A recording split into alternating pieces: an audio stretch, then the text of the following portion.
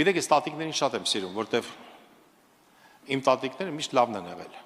Ու տեսա մի տատիկ, որ իմ տատիկի պես էր այդ ժամանակ կանգնած կարտոֆիլ է վաճառում։ Այդ ժամանակ կարտոֆիլը մեր խանութներում արժեր ամենալավ կարտոֆիլը 120 դրամ էր խանութներում։ Ինձ կարտոֆիլ ճիշտ ասած պետք չէր։ Ես ուզում եմ տատիկին օգնեի։ Կանգնեցի իմ մեքենան, իջա, ասեցի ինչ արժի կարտոֆիլը։ Ասում է 500 դրամ։ Ասի լսեք, բայց խանութում 120 դրամ է։ Ասում է դե խանութում, ասում է դեռ ուրիշ է, այս իմն է, իմ տնականն է, բայց ինձ պետք չէր իր արդարացումը, քանի որ ես ուզում եմ իրան օգնել։ Ասեցի ես կառնեմ։ Ասի կշրեք, քանի կիլո ունեք դուք։ Նա կշրեց, չգիտեմ, երևի մի 7-8 կիլո էր։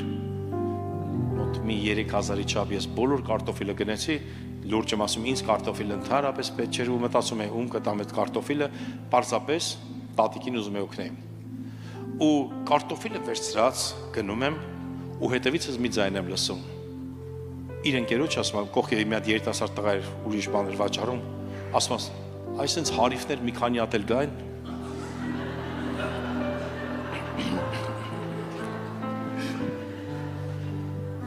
Գիտեք, եղել է բան, որ հետևից դանակի մեջ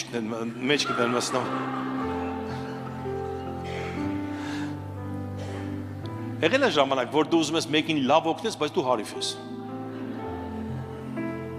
Բայց ես այդ օրը հասկացա ինչու է նա այդ տարիքում կարտոֆիլ վաճառում։ Որովհետև շատ ինքը հարիվ չի։ Զգացել եք, ինքը շուստրիներից է, որ Հայաստանում բոլոր շուստրիների վերջը տենց հալում։ Ես կարտոֆիլը վերցած ուզում եմ պտտվե մի բան ասի, բայց կիչնեմ իր մակարդակին։ Տեսա իմ խոտ տված մեքենան, մեջը երաժշտությունը, տակ, իմ հակած շորերս, ասի թող ես սենց հարիվ լինեմ։ Նստեցի իմ մեքենան եւ գնացի։ Հարցը ոչ կարտոֆիլի մեջ է, ոչ սրտի մեջ էր։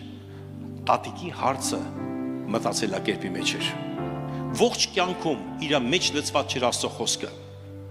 Ամբողջ կյանքը խոսացել է միայն բամբասողների հետ։ Երբեք չի քննել որտեղ է իր խնդիրը։ Երբեք իրան տիրոջ խոսքով չի լսել ու աղոթքներ չի արել, Սուրբ Հոգու զորությունը չի տեսել։